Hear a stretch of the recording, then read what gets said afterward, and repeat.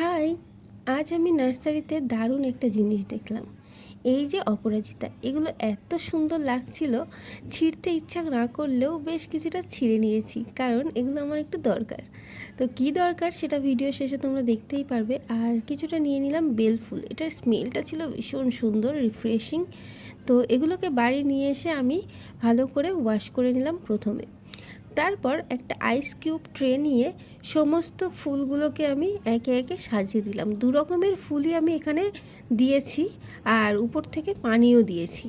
ব্যাস এগুলোকে বেশ কিছুক্ষণের জন্য আমি ডিপের মধ্যে রেখে দেব। বেশ কিছু ঘন্টা রেখে দেওয়ার পর যখন এটা বরফ হয়ে যাবে, এটা দেখতে ভীষণ সুন্দর লাগে। আর এই যে এর থেকে কালারও ছাড়তে লাগে, একদম ন্যাচারাল একটা নীল রং। আর এটা কিন্তু তোমরা যে কোনো ড্রিঙ্কেও ইউজ করতে পারো। এটা ফেসের মধ্যে অ্যাপ্লাই করে ভীষণ একটা রিফ্রেশিং ফিল করতে পারবে।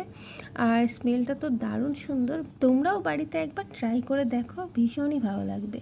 আজ এই পর্যন্ত, দেখা হবে পরের কোনো ভিডিওতে। বাই।